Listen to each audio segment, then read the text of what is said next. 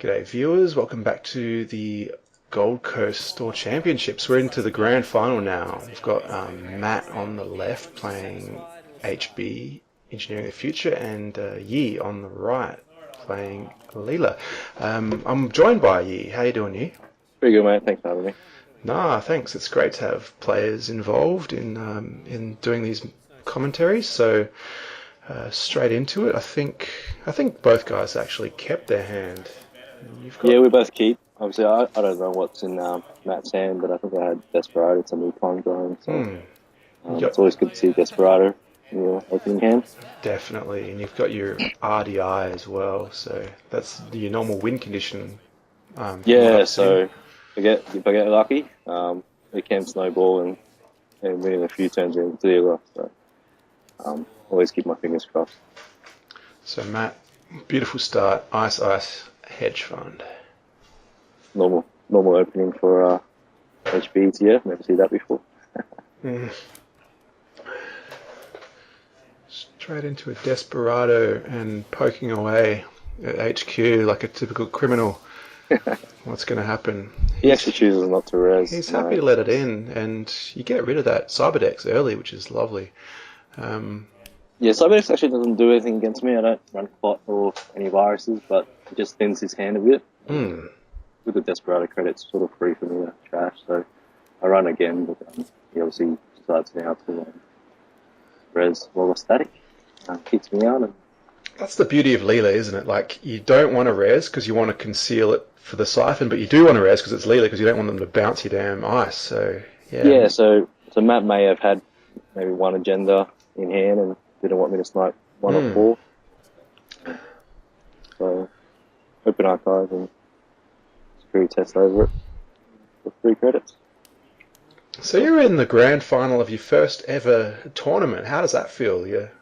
Oh, obviously it feels pretty good, but thinking back on the day, I did have a bit of luck. So, but you sometimes need a bit of luck. But I just sort of went with it, and yeah, feels good. Good experience. Everyone's really nice and congratulatory. That was good. Everyone's really friendly. Good to hear, man. Yeah, not nervous at all. Like, oh, I'm really nervous. Yeah. You see me shuffle my hand like ridiculously fast over and over again. A little bit fidgety, but yeah. Yeah, definitely. So I think it was about 6 or 7 o'clock as well by this stage. So I was very mentally exhausted. Yeah, it definitely takes a lot out of you these tournaments when you, especially getting through a full top cut. So I think it's a data dealer there that I discard, which obviously don't really need against HB, but it's something I decided to keep because I thought I'd see a lot of news teams and chic use. Oh, of course, yeah, I did see a lot of news teams today. So interesting splash with the data dealer. Yeah, so actually didn't need it, but sort of did need it. Did hit a news teams early in the day against a Argus deck. Was digging for it to sell for the win because I was on 6 points I was on 7 points, but with the news team put me down 6. But eventually got another steal for the win, so didn't quite need it, but it may have come in handy earlier. Got your fairy and your desperado. That's kind of all you need at some points early in the game with criminal. Yeah, especially I guess HB, face checking that architect, or there's a next barrier out there, so it could be a gold out, which I actually do know Matt runs next gold and baddie. So so you guys did play during the Swiss? No, we didn't, but there was a big commotion with Josh and Matt's game previously. Oh, of course, with baddie. So, but yeah, top 4 this tournament was actually all HB with all HBTF. Yeah, we didn't film the game on the table next to this game, but it ended in a Marcus Batty flatline from next gold. It was pretty cool to watch. Pretty hectic. So Matt. So I tried sticking another archives security testing run, but decides to shut that off with Rototaro and kill my fairy.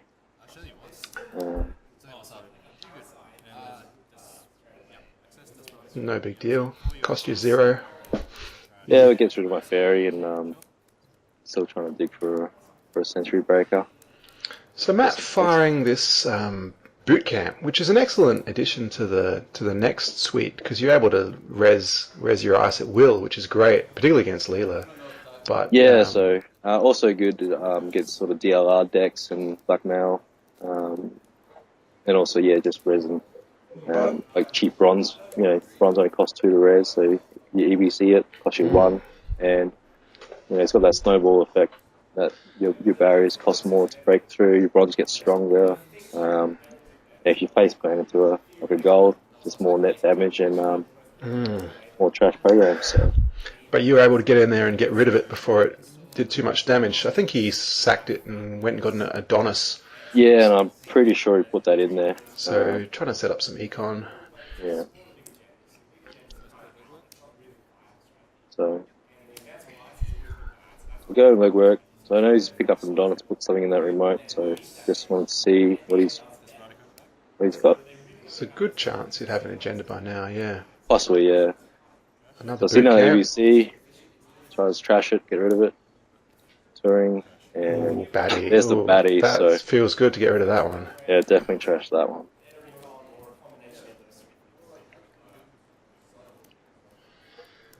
So yeah, pretty productive legwork, regardless of not scoring. You did a lot of damage. Yeah, so got a couple of good upgrades for him. One asset, pretty nasty upgrade. So I know there's a touring in hand. So access one here. Hit the touring, I some money up. I see what the other card is, and it's a bit of info for me. So I see the Eve. So I know he's got a Adonis down in that remote, and an Eve and touring in hand at this stage. And no agendas, so.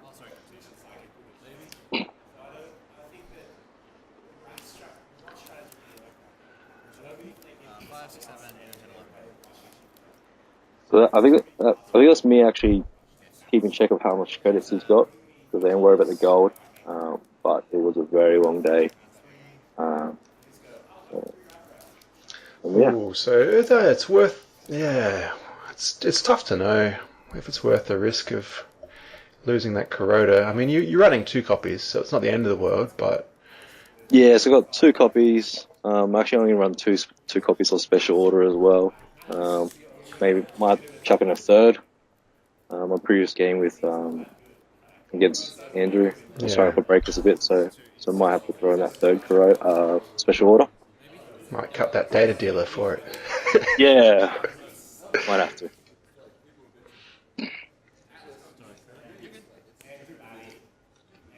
So possibly the Eve campaign into that other server is my guess. Yeah, Eve. I think that's why I don't run it. I think it's the Eve in that remote. Obviously, you can't siphon just to take some money. Yep. Yeah, so don't know why I did that. That was a quick for 1 credit. Not too sure why I did that. I think at the time I thought it only cost me 1 to get through, but it cost me 2, so I only net 1. So that was a bit of a mess for quick. Yeah, something to think about next time. And see there on my daily cast, I put 3 on, and then I started filling it up with my credit pool rather than from the bank. So yeah, very long day. Yeah, I guess it's not a big deal. You still got a credit. It turns on your shutdown. It turns on your Utopia shard, but. Yeah, so I had a shutdown in hand. I don't think I had the Utopia shard. So.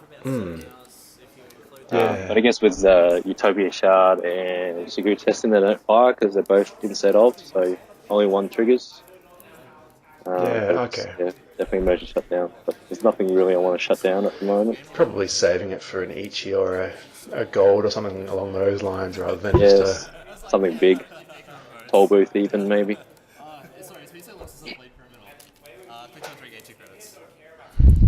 Yeah, so Matt there was going to install something naked.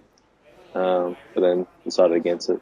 Yes, and as he said, he hasn't played Krill for a while, so gotta not keep those naked remotes for security testing and bank jobs. So you're looking for your breaker. Yeah, so looking back, I think this was a bit of a misplay on my part, looking for Mimic. Obviously, it's good against Architect, but against a gold baddie deck, especially in seeing the baddie already. Yeah, you'd have to suspect gold or Ichi or both. Yeah. So I should have got Ninja in this stage, but for whatever reason, I decided to go with Mimic. But that's the way we roll sometimes. And yeah, just a bit of a mental lapse. I thought I was cutting Matt's deck there, but he was shuffling my deck for me. Long day. Very long day, yeah. So, I guess a little bit stressful. A little bit stressful for me as well, probably because I haven't seen any early agendas, and he's developing his board. He's got 2 remotes that are double iced, 2 unknown ice over R&D. So it's a bit starting to get a bit stressful for me because I know if 2 codes stabilize and you don't have points, yeah, it can get away from you pretty quick. Yeah, so.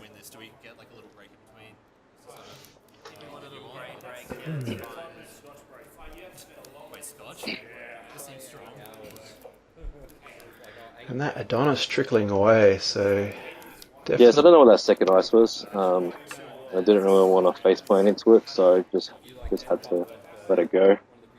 If he didn't ice, I would have contested it for sure, but second ice over it. So Matt's double advance that other remote. I guess if you're able to steal an agenda this turn and bounce that back, that'd be huge. That'd be what you... Yeah. So I guess that's what I'm thinking, especially with an RDI, which I play second flip. Third flip. Now this is a big play. Put down a Peacock just in case of the bronze and decide to check R&D with for 2 access and floating tags, which is not the biggest issue against HV. I think he's on 12 credits as well, or 13 credits. So I continue and face plant into gold. Gold, okay, but the good thing is it's not going to end the run. You are going to lose some programs though. No, so I do also lose my second RDO, which was in hand, and the American shutdown. So it would have been nice to cut that. Now, I know Matt earlier said he had to play Criminal for a while, possibly against the deck, but I was very surprised he didn't choose Peacock. Having said that, people do know Endless Waltz do run Perota, Passport, and Peacock, so and no recursion. So if we got rid of the Peacock there, it means any remote with Code Gate firing an inside job could have locked the game out. Yeah, wow. All remotes. So I was very surprised he didn't pick the Peacock there. The Mimic didn't matter because obviously Mimic does nothing for me against gold, so I was very surprised that he chose Mimic over Peacock there. But, and so you've scored and you've bounced that, and so you've turned possibly a 3-point score into a 2-point score to yourself, so it's really a 5-point swing. So that was massive. Face plate of the gold gave Matt a bit of momentum, but being able to see that GFI 2 cards down actually on I think it was on R&D when we bounced that agenda. So I think next time though I've got luckily as well I had 2 cards in hand when I hit that gold, so I did a flat line. So you got rid of that agenda, but you've given him another scoring window, so let's see if he can come back.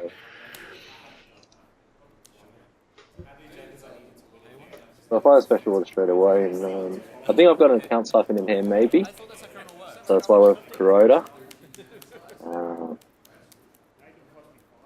Obviously even if I pick Ninja at this stage, he's got another card over R&D, so if that's a barrier, or a Koget in the right company. Oh, I actually got a Peacock, so if that's a barrier, I can't choose it. Choose to get Kuroda again. And hopefully, fingers crossed, I don't make the same mistake twice.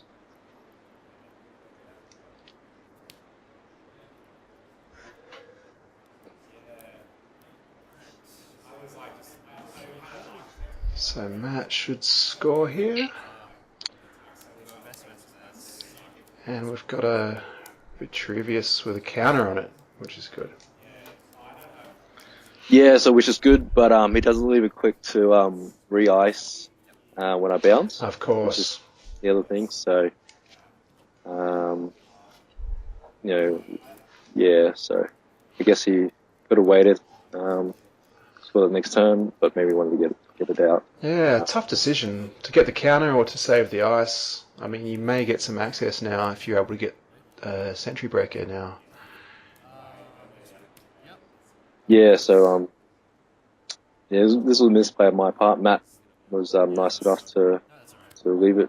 Redo it. Oh yeah, you just installed the corroder in your imagination and then ran. Yeah, so yeah, I saw that was what I was thinking in my head. So now I don't know why, but I chose not to break the touring with Peacock, which would have only cost me 4.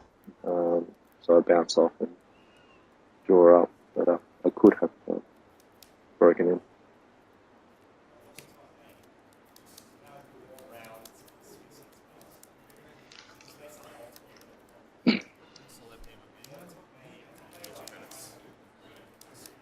So, was it an agenda? I don't know. Or just a bluff. Yeah, so he's shorts on credit, so choose it going again. But I decided quick through it rather than spend my credits. I spend my credit. Is that a Jackson?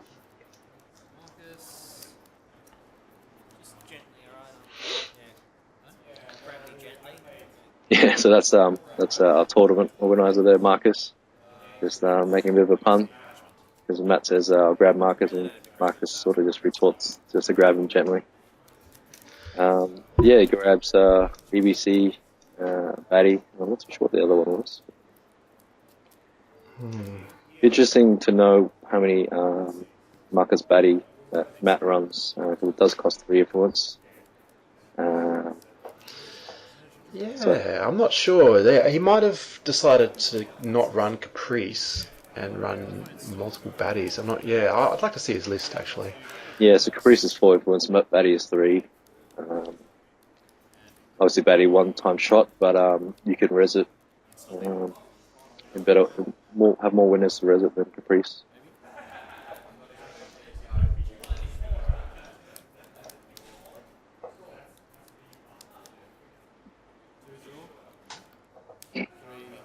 So these days I'm just looking for answers and drawing and seeing what I can do.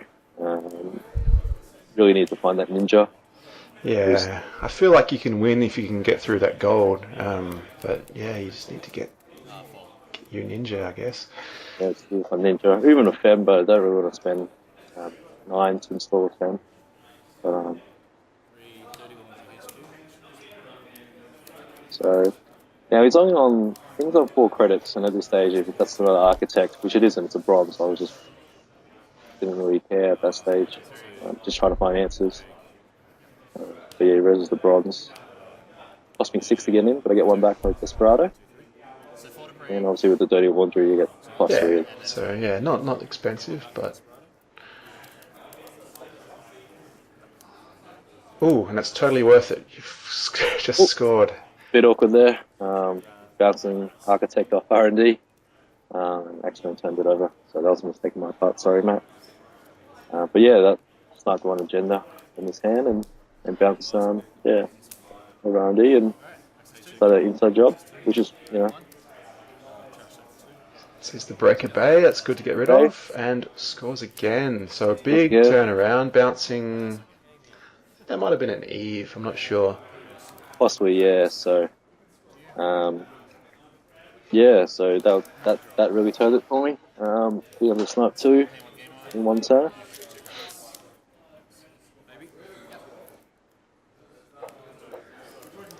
Now, so I did first click baby. I do have another RDI in hand. I'm just trying to do the math to get in, because I do know Matt's only on 4 credits, and he's got no assets to res, so he can't. I do have an Adonis in hand as well, so I have a Count Siphon in hand, so I don't want to wait around because he can install that Eve, but I know he's in his hand somewhere. gaining credit with ETF, and then if I can't cycle next time, he just spends his money on even. Yeah, good foresight planning that far ahead. So I did first quick baby, but it's take a while to think this term through. We do want to get an R&D. Siphon, yeah, definitely seems like the right call.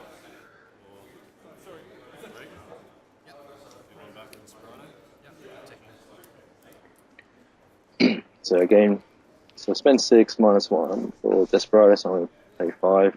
But then I get Apex, that's a +3.